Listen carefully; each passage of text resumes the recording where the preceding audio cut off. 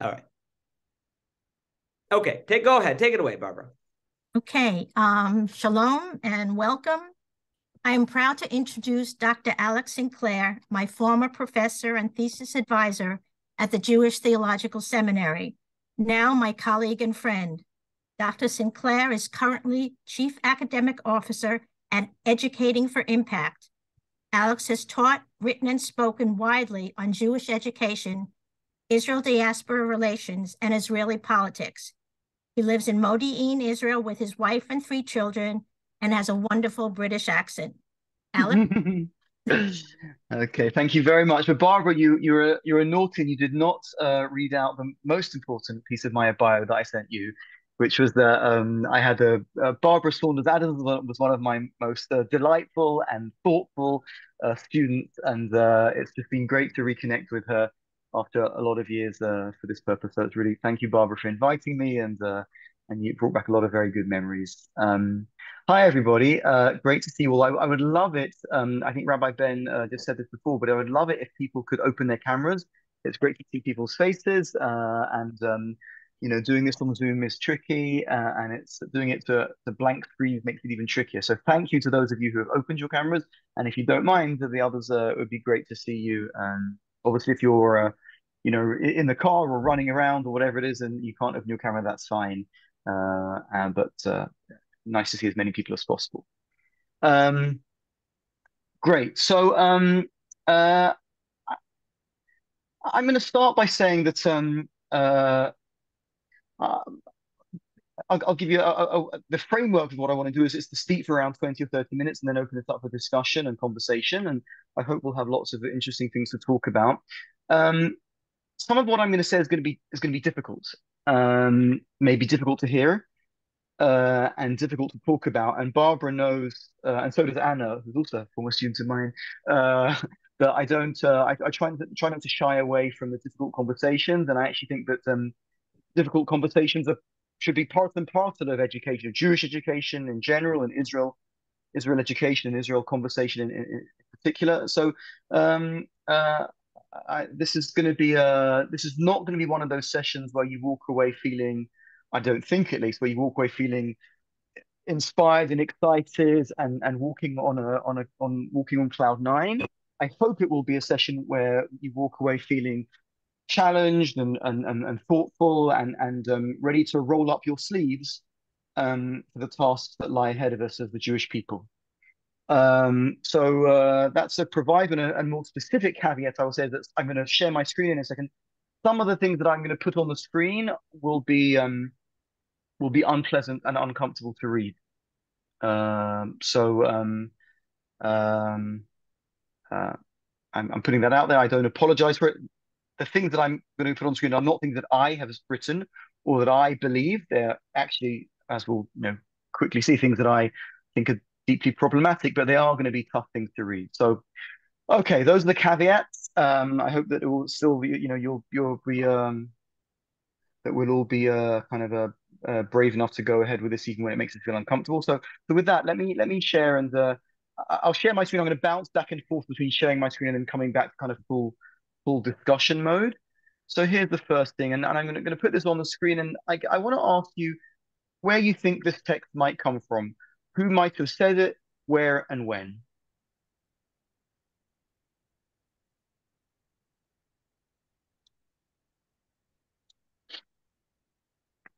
I'll read it out for those of you who maybe aren't able to see it if you're in the car and you can't see your screen if you've got your camera off as well.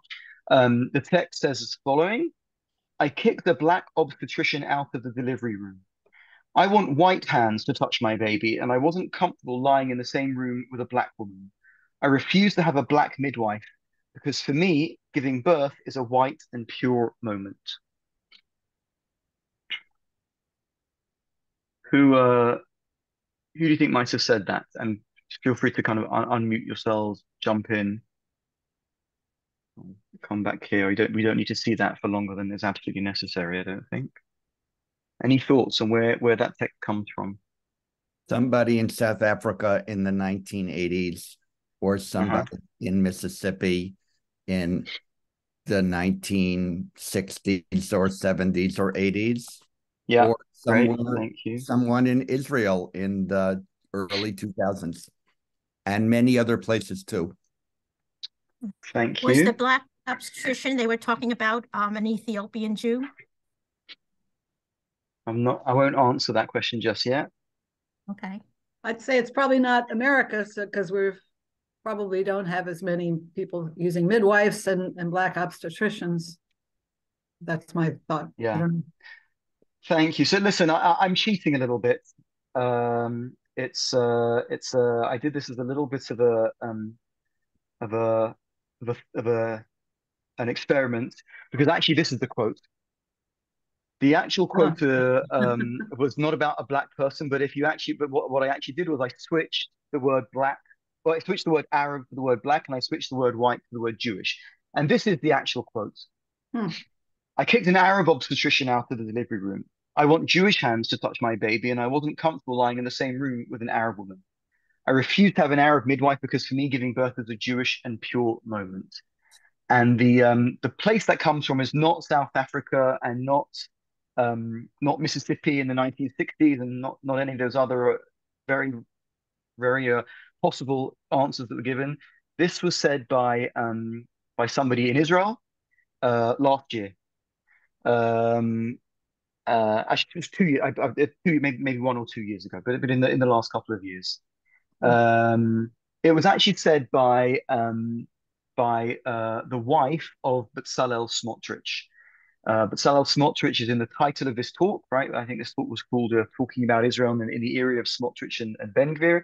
Bezalel Smotrich, who's now Israel's Minister of Finance and whose party is one of the main players in the current coalition. And this is something that his wife said, and which he Smotrich, which he approved of and said that he fully supported and fully agreed with. Um, so that's one quote I wanted to start. I did say this wasn't going to be very fun. Here's another one. This is also not much fun to look at. Why is this not going on? Hello? There we go. This is Smotrich himself. This is not his wife or not a surrogate or not somebody in his party. This is Smotrich himself. So just a couple of years ago, somebody asked him about his positions on LGBT rights, and he said gay pride parades are, in his words, worse than bestiality. So I'm guessing that you know of Smotrich, and that these quotes, whether you've seen them directly or whether you've read a little bit about them, or you know a little bit about Smotrich, are not necessarily surprising to you. But I guess the question really that's at the heart of what I want to talk about today is what does it mean for us as Israelis, as broadly speaking, liberal diaspora Jews? I'm using the liberal, that word liberal in a broad sense. What does it mean that somebody, the Minister of Finance and his party, by the way, which is made up of people who say similar kinds of things, and I could have brought you many other kinds of things as well.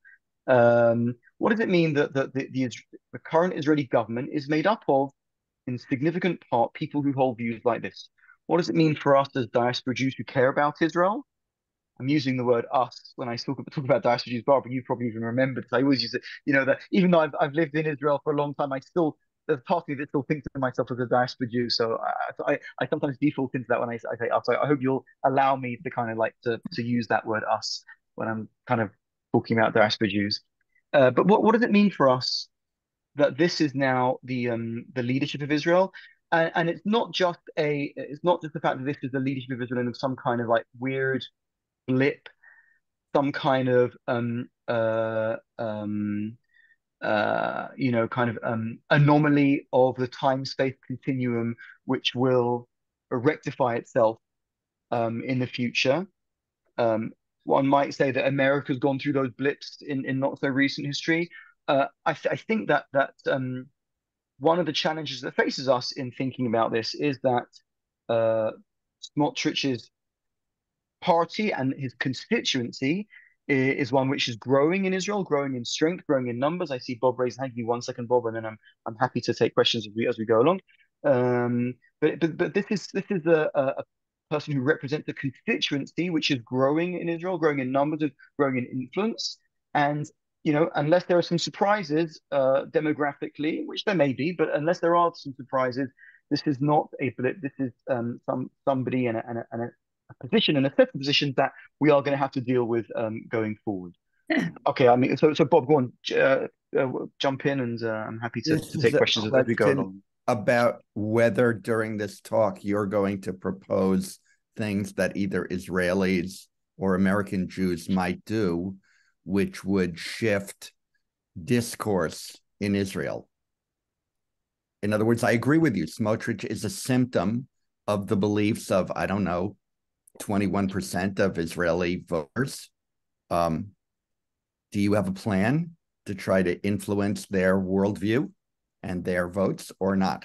Yeah, it's a great question. I don't have a plan. What I want to do in this session is to really put the problem out there in a very clear way, and I think to frame it in a way which might help us with planning. But I don't have a plan per se. I don't know anybody who does have a plan. I do have certain things, certain policy suggestions that I will suggest, which policy suggestions for American Jews as individuals and American Jews as a collective. I don't think it amounts to a plan. I think, frankly, that's the work that faces you in this period is to create that plan. So I don't let's see as we go through the conversation, we'll see if that comes through. And I just saw the chat that you sent as well about Mrs. Ben-Gvir, who is also an interesting character. Okay, let me move on, and I'll share my screen again. But here's another. This is another Smotrich piece. This comes from an interview he gave with a journalist from Haaretz named Ravit Hech, which he gave a few years ago. But he said similar kinds of things a lot of the time. This is kind of one of his kind of patterns of speech. I do not accept Reform Jews, and I will not accord them legitimacy because in my eyes they are a lie. I mean, he would say the same thing about conservative Jews and Reconstructionist Jews and pretty much any other denomination. And I think, and maybe here I'll begin to respond to Bob to your point that I believe that what we're actually engaging in right now, beginning to engage in, or beginning to see the need to engage in, is a culture war. I don't use that term lightly. It's a cultural war that the other side has been waging for many, many years, and we are only just now waking up to it. And in that we there, I'm including not just diasporas, but I'm also including secular Israelis. One of the fascinating things that's been going on in Israel, if you've been following it over the past, I guess, 3 months now, several weeks, I think it's the 12th week now, are these demonstrations happening on a weekly basis on Saturday nights, not only on Saturday nights, also sometimes during the week, but mainly on Saturday night, where literally hundreds of thousands of Israelis have been demonstrating in Tel Aviv and Haifa and Jerusalem and even in Modi'in. And so there's an awakening now to the real challenge that lies ahead, which is I would frame it as a struggle for the soul of the Jewish people. I really do think we are in a struggle for the soul of the Jewish people and a struggle for the future of the Jewish people. And ground zero of that struggle, here I'll go on to the next slide. Ground zero of that struggle, I would want to argue, and again, this is beginning to respond to Bob's question, is how we understand Judaism. I think that there's a lot of distractions when we think when Smotrich and when Ben-Gvir and those kinds of strains in Israeli politics are spoken about. There's a lot of distractions and red herrings and blind alleys in when people try to talk about and try to understand what's going on and why they like that. The territories are a major, I would say, red herring. What they believe about the land of Israel and what they believe about the Palestinians and this kind of stuff. I think that's a red herring, or at least I think it's a symptom, not a cause. It's a secondary issue, not a primary issue. I think that there's a lot of comparisons are made to, the American situation and Trumpism, et cetera, which I think are also distractions. I think that these questions here for me are the ones where these are ground zero. These are the ones where There's a great phrase in Hebrew, which Barbara, I'm sure, knows and remembers, maybe me saying, and it's one of my favorites, Sham Kavur Hakelev. That's where the dog is buried, right? As a cat lover, I very much like that idea of places where dogs are buried. But also, apologies to any dog lovers out there. But this is where the problem is. What is Judaism? What's the relationship between Judaism and modern values? How do I understand Jewishness in a pluralist world? How do I understand the difference between Judaism and other religions or cultures? What are the core messages of Judaism? What's the place of women in Judaism? And how do I respond to aspects of traditional Jewish thought or practice that seem to be at odds with my contemporary values? And I see Barbara, I think you've got your hand up. So let me just say one other sentence, then I'll Yeah, pause I was again. going to suggest that we sort of hold questions until. I mean, Okay. Alex, it's up to you. But I mean, I was, should we Yeah, hold okay, good. questions or Yeah. should we? What do you think? It's up to you. So let's do that. Yeah. So I'll speak for another maybe 10 minutes, and then happy that to bounce back to any of the slides so if unless there's a kind of short question of clarification, then jump in. And even if that's the case, if it's really a short question of clarification, then feel free to just unmute and jump in because go on, Barbara, do you want to do that? I was wondering how many Jews they're talking about if they eliminate conservative, reform, and reconstructionist Jews.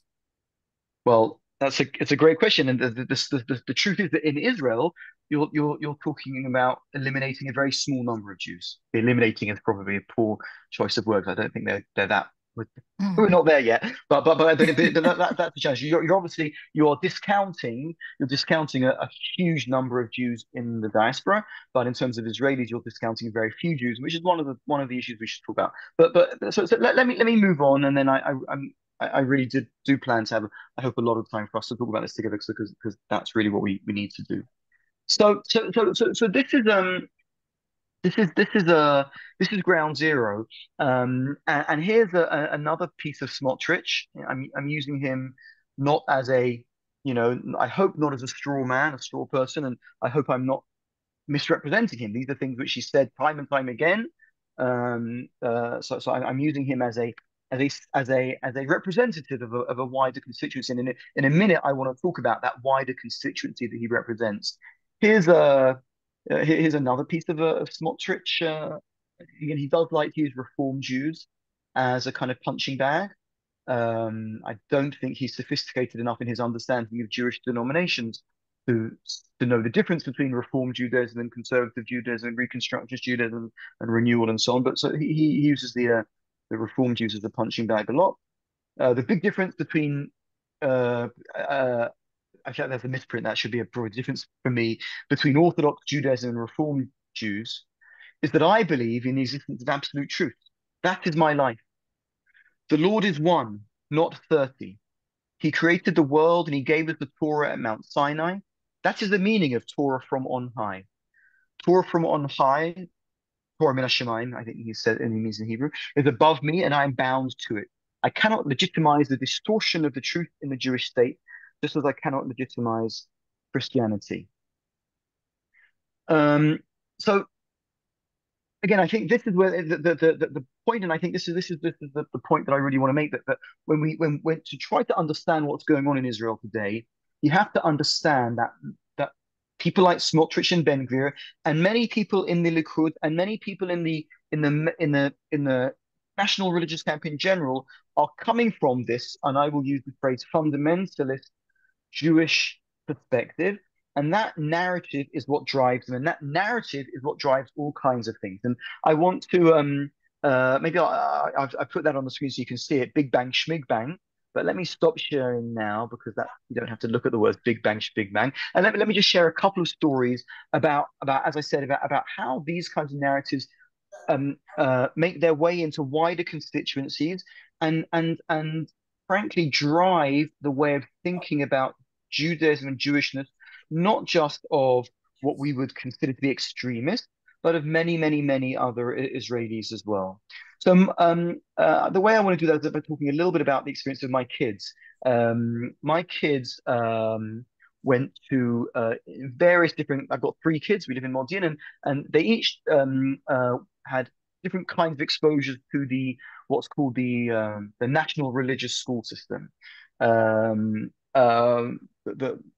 two of my kids went to schools which were mixed. Well, they all went to a school which for elementary school was a kind of mixed religious secular school, and then one of my kids went to a national religious high school.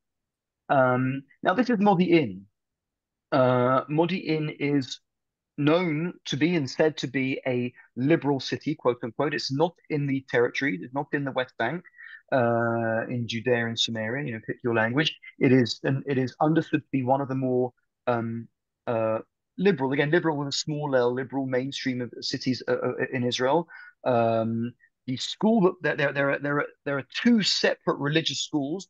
My son went to the more liberal, open, quote unquote, one of the two schools, right? So there's another bigger actually school system in Modi'in, which is the more religious, more national religious, more right-wing school. So these are the experiences that that happened to my kid in this school. So the Big Bang Schmig Bang was one of his teachers in the school, one of his Jewish studies teachers, who in a conversation about some texts where issues of science and religion came up, and issues of kids raised questions about the tension between science and religion. The teacher said, "Big Bang Schmig Bang." That was his answer to the questions that the kids were raising, thoughtful questions that thoughtful kids were raising about the tension between science and religion. In other words, that science is basically irrelevant, and evolution, cosmogony, Big Bang, any of that stuff is basically irrelevant, and really Torah's view of the creation of the world is what we need to be thinking about. There's zero in the national religious school system. There's close to zero exposure to Western thought, Western philosophy, ideas that come from either the kinds of ideas of the liberal arts, and kinds of ideas in general. That's my experience. And by the way, I should say that I triangulated over several years. I triangulated these experiences that my son was having in this school in Modi'in with many other friends of mine who have kids, and had kids in the national religious school system in other cities. So it's anecdotal, but I think it's pretty I'm pretty confident that what I'm saying is painting a broader picture. And the other thing that very much happens in the national religious school system is the absolute right of the Jewish people to the land of Israel is absolutely taken for granted.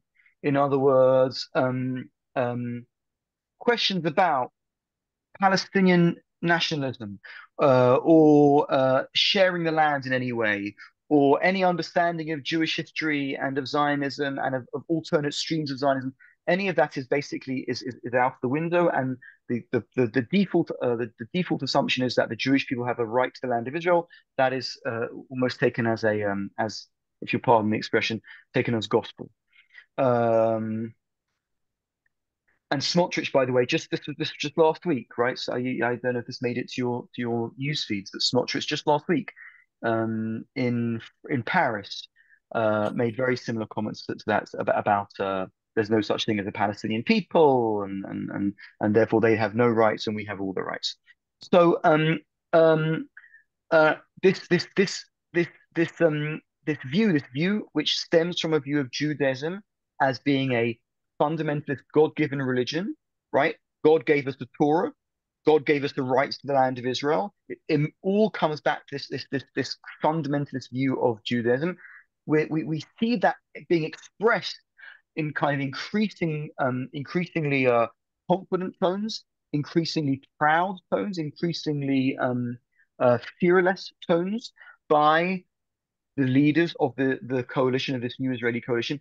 But I think what's important to understand is that these are not, and I think as I said at the beginning, these are not the kind of extremist blips, or these are not unrepresentative remarks made by leaders who do not represent their community. Sorry, I just saw Gary's chat. That's exactly right, Gary. He exactly did do that. He showed a map of Israel, the old quote, the old map of Greater Israel, so-called Greater Israel, which includes Jordan. That's exactly what it showed. But what I would suggest to you is that this approach to Judaism is one which many Israelis hold.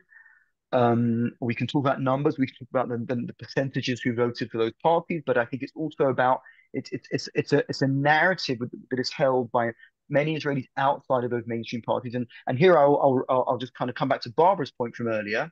Barbara asked, how, who's he discounting by saying this kind of thing? He's discounting many diaspora Jews, but he's not discounting many Israeli Jews, because even many non-religious Israeli Jews, for them that narrative is still held as a default narrative. The narrative of this is what God said, this is what the Torah is, this is our understanding of Judaism, and that is quote unquote correct Judaism, and that's what drives for a lot of the narrative that's going on in Israel today. And that what leads to the support that people like Smotrich and Ben Gvir and other people in the sort of national religious right are getting. Now, let me say a couple more things, and kind of I did promise Bob that I don't have a plan. I don't think anybody I know has a plan of how to respond, but I do want to suggest a couple of broad ideas about how we need to respond to this. And the question that I would frame this as is, what is our task? What is your task? What is our task as, I'm going to use the phrase, liberal committed Jews?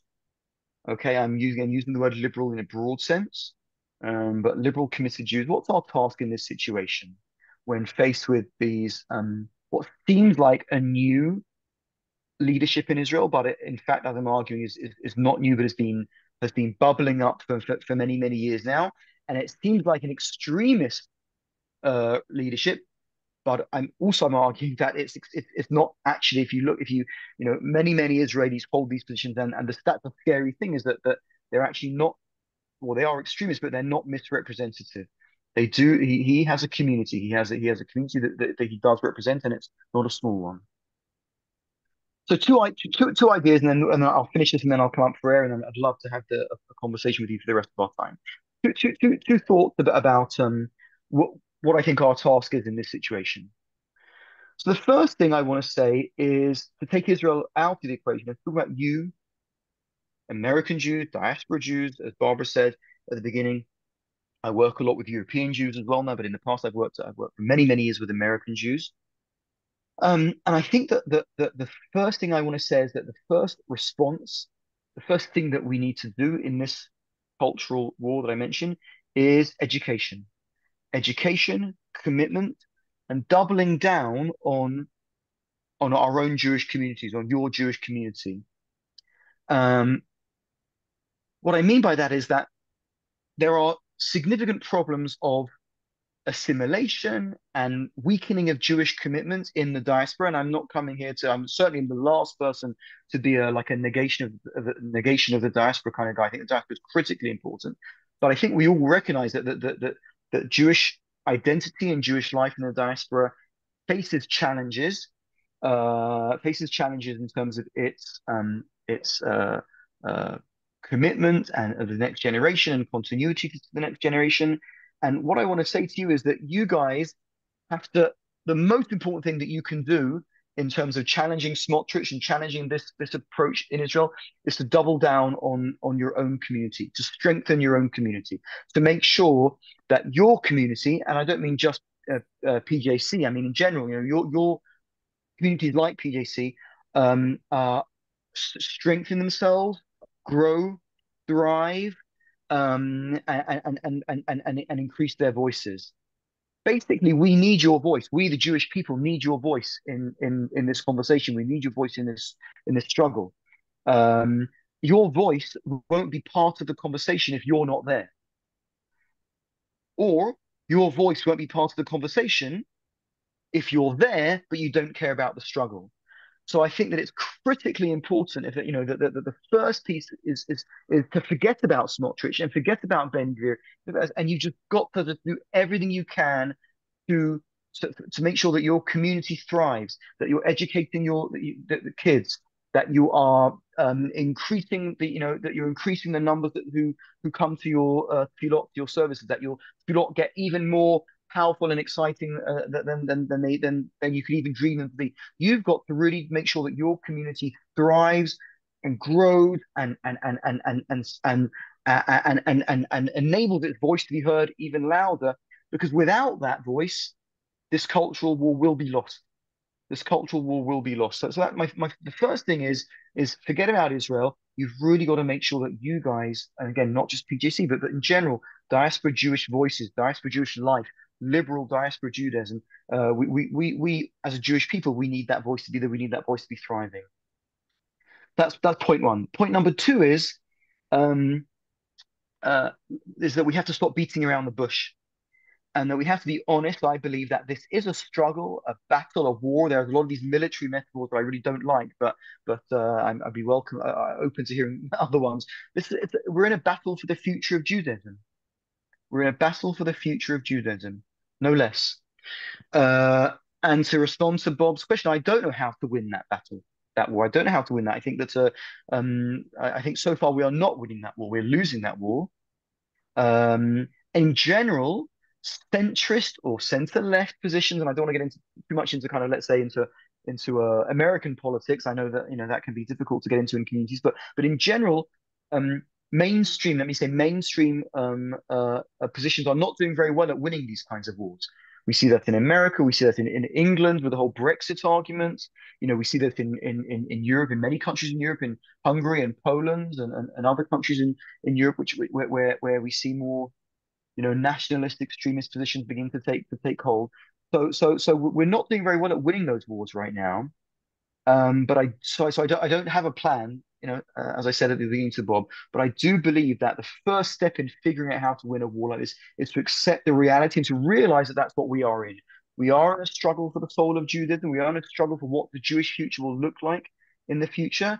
And so those are the two things that we need to do. Number one, to go backwards. Number two was realize that we're in a struggle, realize that this is not just, an old situation of how do we get people to engage with Israel and how do we engage people, so on and so forth. This is really about a struggle for the future of the very essence of Judaism and what Judaism is going to look like. And are we going to be a Judaism that looks like Iranian Islam, or are we going to be a Judaism that looks like something which might be more palatable to people like us, broadly speaking? And then the other part of that is that you guys have to make sure that your voices are in that struggle. You guys have to make sure that you and the next generation of liberal American Jews, liberal American Judaism, is making its voice heard in that struggle. Because without those voices, we really don't stand a chance. Okay, so I will stop and come up for air. I saw Bob. I'll be happy to hear that from Bob and from others, but I will stop now. I'd love Rabbi Ben, I don't know if you'll facilitate a discussion now, and I'm happy to answer questions or to go back to anything that I said that you disagree with. Feel free to disagree with me and we can talk about that stuff, or to clarify anything. I'll stop for now. Yeah, thank you so much, Alex. I really appreciate that. So I think we should open it up for questions and comments. I want to be mindful of, obviously we can have and Alex, this is your discussion and your conversation. So you lead it as you see fit. I'm sure this is not your first Zoom session rodeo. But I just try to make sure the questions are sort of directed kind of questions and let's make space for everyone to kind of speak. So just be mindful of that as we, wonderful. So wonderful. So maybe let me start with Gary, since I see Gary's hand and then I see Gary and then Jill. I'm just going on that's the order that you appear in my screen. So get Gary Trachton and Jill Goldenberg. So Gary, let's start with you first. Where do you go? Yeah. Hi. Gary, you're on mute. Gary, you're on mute. Do you need to unmute yourself? I'm glad you say Trachten because I haven't heard that for a couple of generations. Okay. What is it? How does it pronounce? How do you pronounce it? We say Trachten, like after Trachten, but I like Trachten, So, so I hear you, and I understand. There's a couple of things here. How do we express our voice be heard in this discussion? and the concern, particularly about the next generation, the future of Judaism, and all that. And I think we have to recognize that for many, their Jewish identity and their relationship with Israel are very intertwined, as we promote it to be, right? And what is happening, I think, with the next generation, the younger generation, is checking out because they're so alienated by what's going on in Israel that it alienates them from their Judaism altogether. So that's a challenge. I don't know that as long as that alienation is there, that there's gonna be a lot of success in sort of cultivating a lot of Jewish identity. I'm on the board of Hillels of Westchester, and that's a challenge we face. Yes, an email from my sister. Oh, I think that's yeah, thank you. Yeah. And so that's that's part of it. And then the other question is, you talk about we have to have our voice and be heard. Smotrich, Ben-Gvir, they don't give a damn what we have to say. Let's be realistic, and their followers. We can scream and yell and do everything we want. They're not interested. They're not exposed to the values that we are. They're not exposed to, as I think you pointed out, liberal education, liberal philosophers. They're absolutists, and they don't care. The diaspora is meaningless to them and many. Yeah. So let me just get to my final point, because I'm trying to hook on the points that you've made. And this is maybe a little bit my shameless pitch, because I'm also the co-chair of J Street in this community in Westchester. And I think the only way that we as Americans here can express a view that might be heard because of political necessity is to express it through our government in terms of whatever series of carrots and sticks that might just sort of, prod Israel into maybe a better position, because that's a relationship that's very important to Israel. And we could have some influence on that relationship. So, I just see, it may not be the only tool out there, but I see J Street as a very, very important tool for doing exactly what you're saying, and for J Street U to be on campus, to be a very important place where Jews can say, I'm Zionist and I'm progressive, and I'm going to have that relationship of Ahavat Yisrael, and still have my progressivism. Can I jump in for 1 second? This is a clarifying thing, which I would sort of ask you to do, Alex. When you use, I think it would be helpful for you to define, when you use the term liberal, and I think you're using it in a very technical sense, referring to liberal democracy, which is distinct from sort of political, sort of American or Okay, good. Yeah. I think it'd just be helpul for you to define what we mean by that. Right. Yeah, that's a very helpful point. Right. So let me do and then that. just respond to Gary, but that was something that I was going to ask you to do as we move forward. I think it's a very helpful comment. I think it's an important point. So I'm using the term liberal in a religious sense, not in a political sense, first of all. Right. In other words, I think that when I use the term liberal Jews, I would almost use it as shorthand or as a substitute for, well, I'll use the phrase non-Orthodox Jews, which can be a slightly problematic phrase, because I think there are also Orthodox Jews who are liberally Jewish. So I will say non-fundamentalist Jews. Now, as I do think there's a red line. There's a red line that you cross once if you're within the worldview that believes that Judaism is that's a fundamentalist understanding of Judaism. God gave the Torah. Torah says this and that. We have to do it. Okay, that's a worldview. And once you're over that red line into an understanding of Judaism that accepts human involvement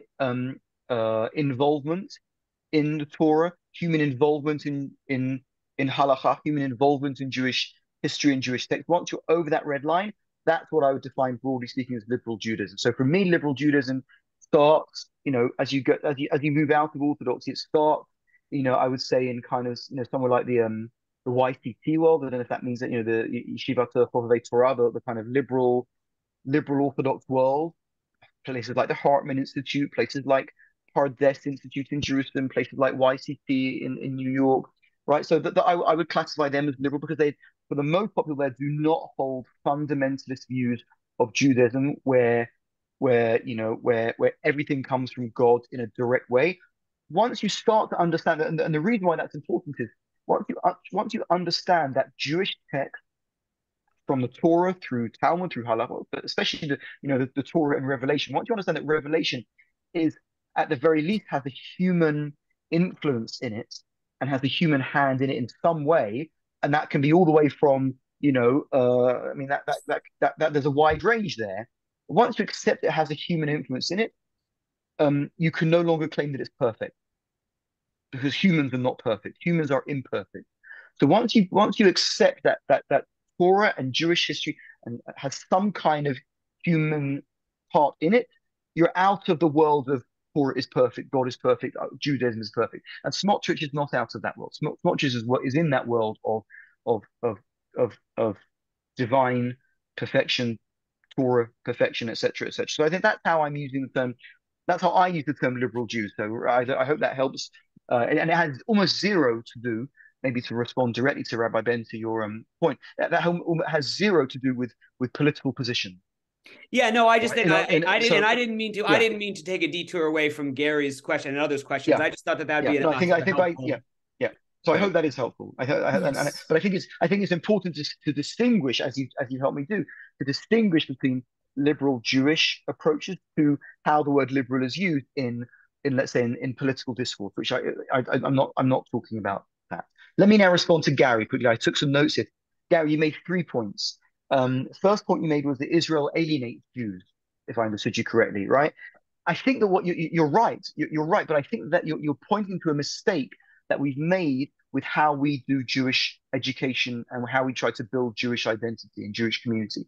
We've tried to use Israel as the way to build Jewish identity. But believe me, I'm a big, I'm a Zionist, and and I believe that Israel should play a huge role in Jewishness and Judaism. But I think to use Israel as the primary way to build Jewish life is a mistake.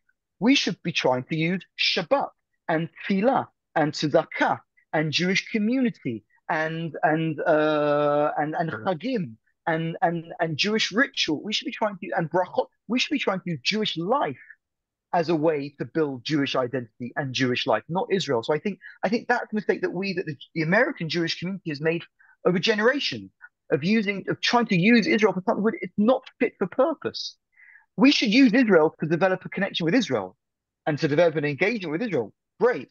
Let's not use Israel as a way to develop Jewish life. I think that's, by the way, Birthright's primary, kind of strategic mistake. I don't think you should use Israel to develop a connection to Jewish life. Use Jewish life to develop a connection to Jewish life. That's one point. The second thing you said is that they don't care, Smotrich, etc., don't care about what we think, about what you think. Correct? They don't give a damn, I think was the phrase you used. They don't give a damn about what you think. And that's why, and I'll connect that with your the third point, which was using J Street or whatever it might be to kind of to influence the American government, to influence Israeli policy. I think my response to both your second and third points is that you have to be more direct. The only way that Smotrich and Ben-Gvir and the only way that they're going to give a damn about you is when you start to make your voices heard directly in a way that they can't ignore. So I don't think. I mean, I'm a big fan of J Street, and I've been to the J Street conference, and so I think J Street should do its work. It's an excellent organization. But I think at the end of the day, the only way to change Israeli policy is to do the kinds of things that the British Jewish community did this past week when Bibi visited London. Bibi visited London this week. He went to Downing Street, meet with Rishi Sunak, the Prime Minister, and there was a group of Israelis and British Jews demonstrating outside Downing Street who were shouting so hard that there couldn't be a press conference. They normally do their press conferences, if you can picture it from the movies, they do the press conferences on the steps outside 10 Downing Street. They couldn't do that because of the shouting from the streets that would have drowned out. So at the end of the day, there are no shortcuts. You guys, if by the way, if Bibi does end up visiting the States, and it's not clear that Biden is going to give him that gift, but if he does, American Jews will have to come out in their tens of thousands to make that visit extraordinarily uncomfortable for Bibi. And that's where he speaks and where he's invited to and what happens when he speaks at conferences. It's the only way that Israelis uh, change their tactics is when other people shout louder. So that's what's going to have to happen. It's going to have to be direct social activist kind of, I was just watching I don't know if you saw the series Amend on Netflix, which was about a history of the American civil rights movement. But it's going to have to be that kind of civil rights, civil disobedience action, which we are now doing in Israel. We are now seeing that in Israel. You guys are going to have to join in that as well, in my opinion. Jill, I see Jill, Stephen, and then we'll come to Bob because I know that Bob had some things he wanted to say, so I want to make sure that Jill first. I did see Jill. So my question is, and it's continuing the conversation that you've been having about where that line stands, but is there denouncing and outcry from people across that line? Let's say they're not liberal Jews on the way you're defining it, but they are still offended by the actions of the, and the thoughts of these groups. Are they making their voices heard? I'm just, you mean in Israel? In Israel. So like demonstrations, is it everybody, defined by the left, or are there, people on the other side of that line that are still that kind of thinking? So it's interesting that these demonstrations have been pretty different from previous, let's say, incarnations of these kinds of demonstrations because of who you see there. You do see a lot more kippot, right? A lot more people wearing, a lot more religious people, men and women who are there. So, and you do see people from the Likud who are now beginning to speak out against this particular issue about the judicial reform.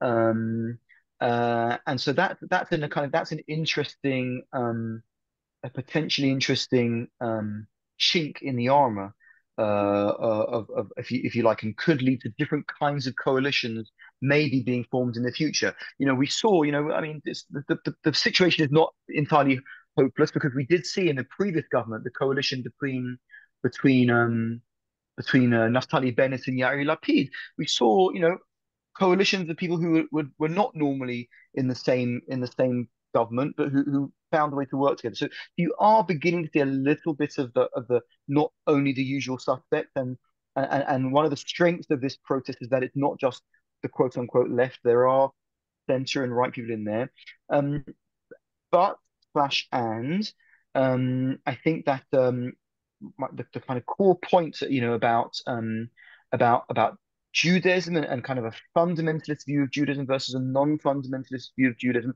that still needs to get addressed in order to widen those protests even further.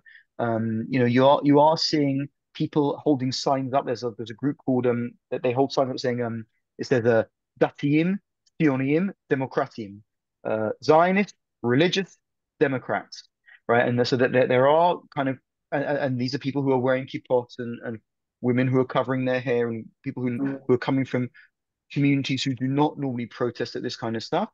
So you're seeing the beginnings of some interesting things, but I would still argue that kind of that narrative, the core narrative about where does Judaism come from? How does Judaism influence who we are as Israeli Jews? That's still a kind of a point that needs to be pressed on and needs to be addressed. Hope that answers your question in some way. Well, it just seems that people on the left, it seems like we need to convince and to move that line farther over to the right. Right. So I agree with you. And I guess what I'm saying is that I think one of the main strategic pieces in that movement to the right has to be a conversation about Judaism, about Jewishness, about Jewish history. Because until we have that conversation, we're fighting with one hand tied behind our back. because you bump up against, if you don't have that conversation and you allow the fundamentalist narrative to take hold, eventually you bump up against it, and it becomes a trump card. No pun intended.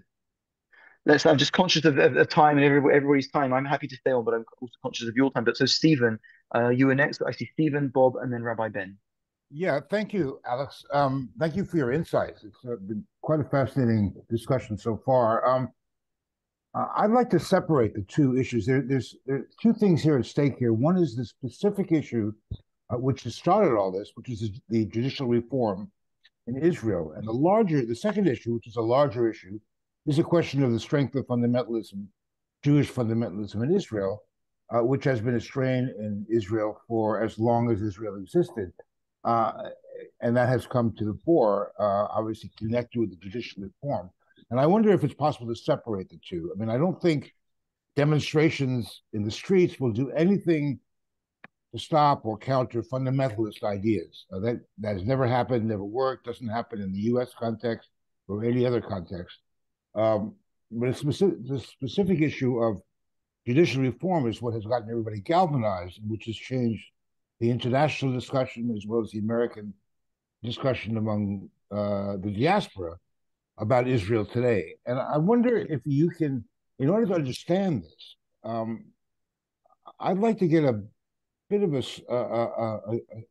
a deeper idea of what actually is going on in Israel itself. I mean, I think the strains that you talked about in your opening, which are the awful racist comments, I mean, they've been there for as long as Israel has existed. And we've often thought that there are two roots of these kinds of emotions. One is fear, which is the fear of being, which has existed since Israel's formation, of being engulfed by the Arab states, by the fear of anti-Semitism, of everything else. And now what we're seeing and what's exhibited by what you talked about is straight racism, fear of, the other, about what Arabs can do, what Christians might do to us.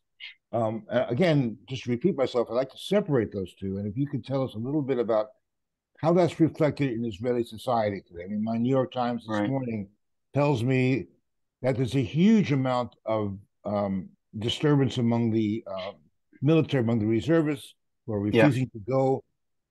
And that crosses the lines of, fundamentalism and of politics. These are people who may be fundamentalists, but who fundamentally are worried about Israeli security as a result of this. So what impact does that have, from your point of view, in Israel itself? And what, if anything, is the role that American Jews can play in that? Was the aspiration? Yeah. So let me take those two pieces separate. I'll take the second piece first about the racism. Look, I actually don't think it is. It's not let's call it a pure racism or a simple racism in the same way that, let's say 1960s American race. Well, contemporary, let's say black white racism is in America. I think that the racism piece in Israel is always infused by the conflict piece. So even if you look at what Smotrich said, for example, when he said why he was pushed on why he wouldn't want his wife to be in a maternity ward with her, he said, well, the Arab child lying next to her is going to grow up in 20 years' time and be a terrorist. In other words, the racism is all. I think it manifests itself in a way that looks like sort of simple racism, if you like, but it's always blended in with that conflict piece. Which is one of the reasons why it's so effective and so powerful in Israel, because all Israelis, including me, are concerned about their security, are concerned about terrorism, are concerned about those kinds of things. So it's an interesting fusion of the kind of the stuff you spoke about, the fear and the Arabs and the terrorism, blah blah blah, and that somehow like that then enables these kinds of racist statements to be made. But the national piece or the conflict piece is always there in the background. So I think it's much more complicated. I'm not trying to excuse it in any way. I think it's still devastating, but I think it's a different beast from, let's say, racism in America, black white racism issues in America. I think it's a different beast. So that's just a thought about the second thing you said. In terms of the first thing about the separation between the judicial reform piece and the fundamentalism, and Gary's question in the chat, I think also is touching on that about the, what's the difference between these two things. So you on the one hand, you're right, the judicial reform or revolution, and again, language is so important. Is it reform or is it revolution? The judicial reform piece um, has um, has brought out opposition, um, which which looks very different from opposition to, you know, uh, to let's say the traditional, let's say, opposition to the right wing. I said this earlier, so the military, um, who are opposed to this are coming from across the ranks, right? There's been opposition to this from also from lawyers and from the high tech community, and from all kinds of communities which are not, you know, it's not that they're religious or not religious. The communities span religious, non-religious, everything. But the opposition to the judicial reform has come from those wide things because of the particular concerns that the judicial reform um, laws being proposed are raising. People are concerned about not just the laws themselves, but what the laws are going to turn Israel into, and what potentially the laws will lead to in the future. In other words, if you have laws now, the judicial reform, which would leave Israel in a situation where where the Knesset, or where the coalition, the governing coalition, could essentially do what it likes with almost zero checks and balances in the future. The concern that people are raising is not what's going to happen the day after the laws are passed. The concern that people are raising is what's going to happen 4 years after the laws are passed, right? In other words, once you have a governing coalition which has no checks and balances from the Supreme Court or from any other institution, then what can stop it a few years down the line saying, well, these parties are not allowed to run, or we're going to change the way that the electoral system works to load the dice in our favor forever? Like, because once you get rid of checks and balances, it's the medium term is the concern rather than what's going to happen the day after. And so that has brought out new, and that's different from oh, sorry, Bob. I know you did have a question. Oh, Bob's gone, but well, maybe you'll see. I'm happy to answer people's questions by email afterwards. But I'll just very quickly say in response to this last point to Stephen, I'll say that um, with that, the judicial reform is being pushed by people who are coming from those fundamentalist approaches, those fundamentalist Jewish approaches for the most part. Yariv Levin is not. Yariv Levin is a secular guy. He's a kind of a weird exception. But Rotman, who's the other guy who's pushing them, and the others, there is, for the most part, they are coming from that position. And so that's the concern that I would raise. In other words, it's bad enough if you create a situation where the ruling coalition is able in the future to make whatever changes it likes without checks and balances. That's what people are worried about. Even more worrying when that ruling coalition is coming from that kind of fundamentalist, or in the most part coming from that kind of fundamentalist Jewish approach, because God knows where they'll take the country in the future.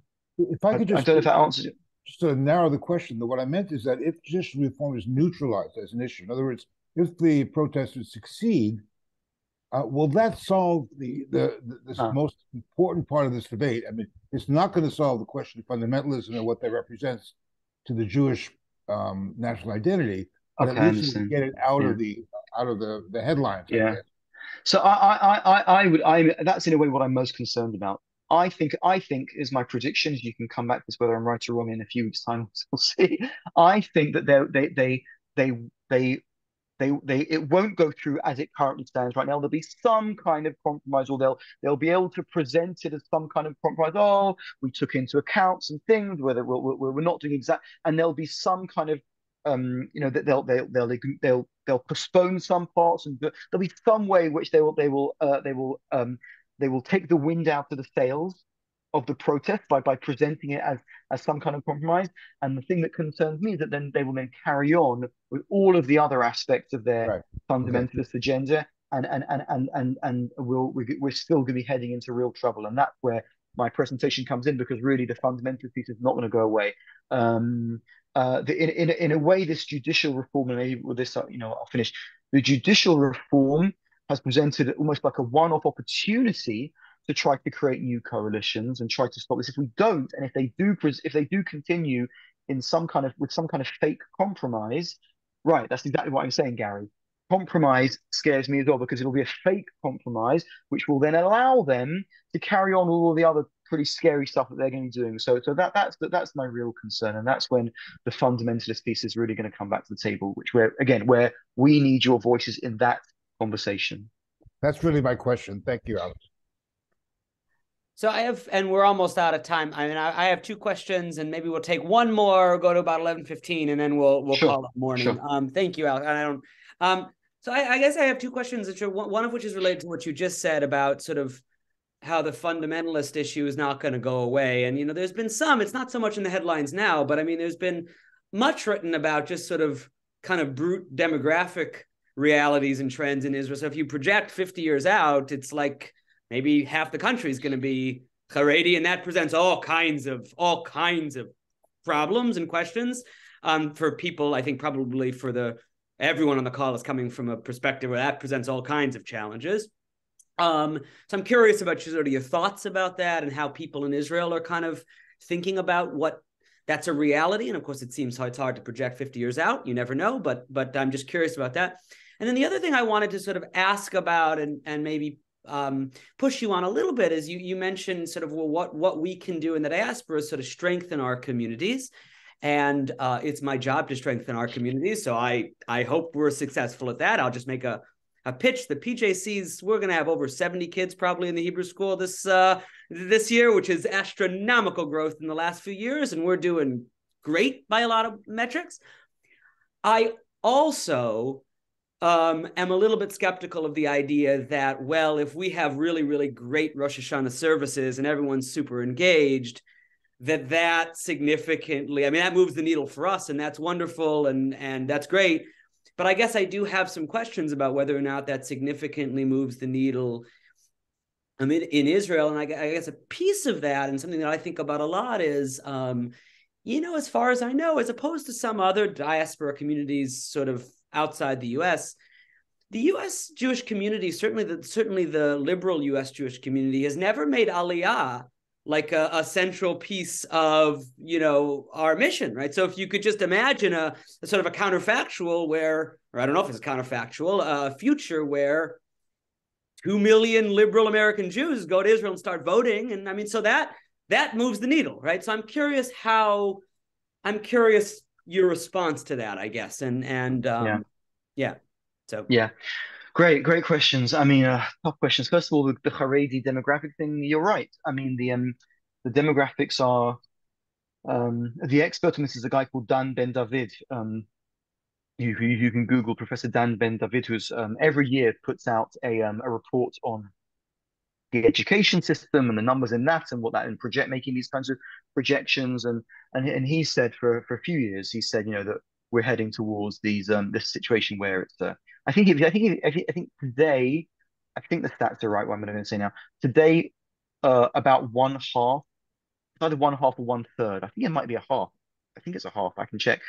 One half of all kids in grade 1 are Haredi. Right? If you count up the number of kids who are in grade 1 today, half of those are in Haredi school systems. If it might be half, or it might be so I just want to say about what Gary just said as well in the chat. Well, it might be half, or it might be, but it's a massive number. So so the demographics you project that out, and as you say, you can't. Demographics are not foolproof, but that looks like the way we're going. So yeah,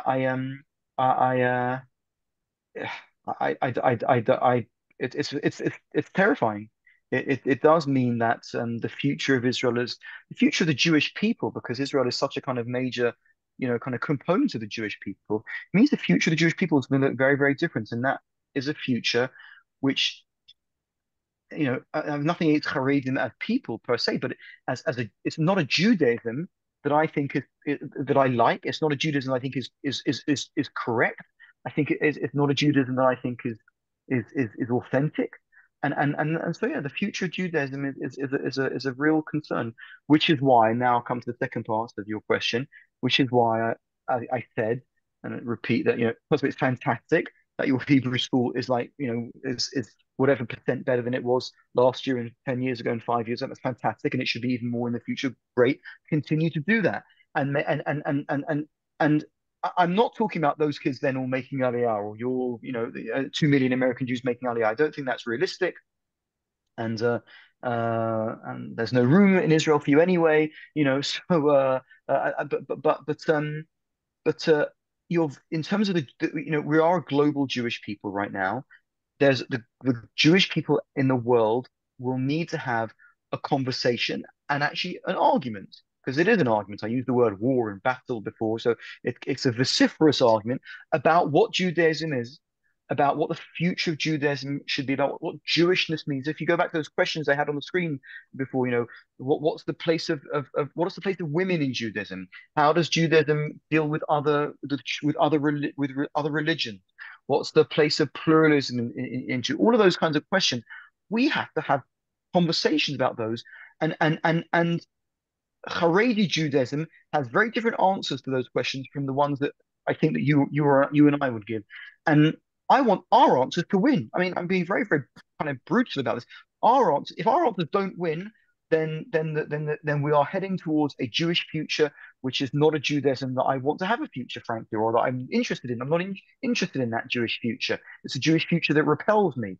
So we have to win. And in order for us to win, those kids, those 70 kids now who are in your Hebrew school, have to become proud, active, engaged, living Jews. They have to be coming to shul not just on Rosh Hashanah, but on Shabbat, and they have to be actively seeking out Jewish life and Jewish living and Jewish learning. That's what. And again, it's not just PJC, but I would keep saying, believe me, I'm talking about in general.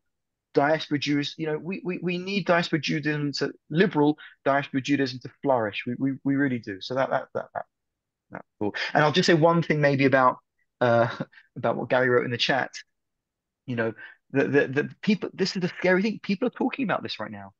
I find myself in these conversations. I hear other people talking about this. That maybe we can't have one state of Israel. Maybe there needs to be people are talking about the cantons, right, or a federation system or a state system, which it might be.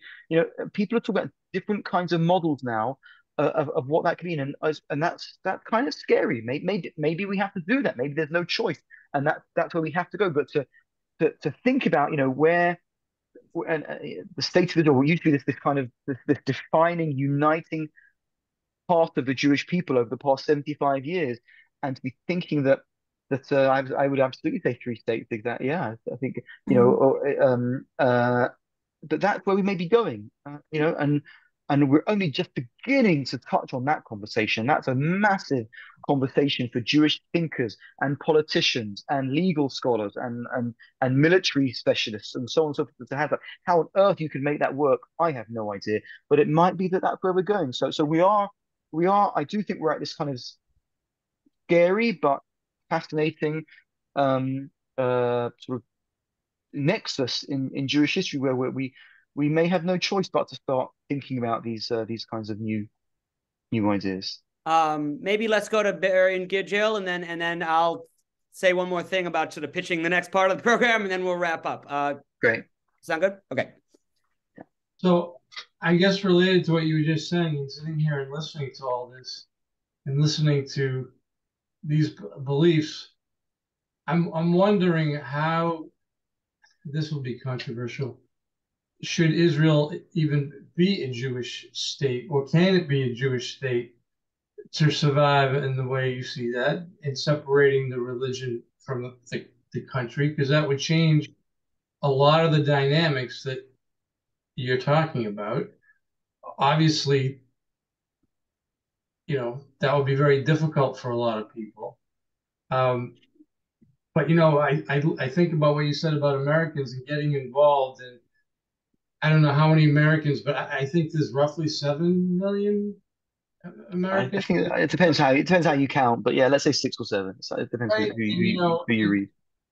And how many are you really going to get to do what it is that you need to do? And the biggest problem that the rabbi mentioned this at the last thing on Thursday is,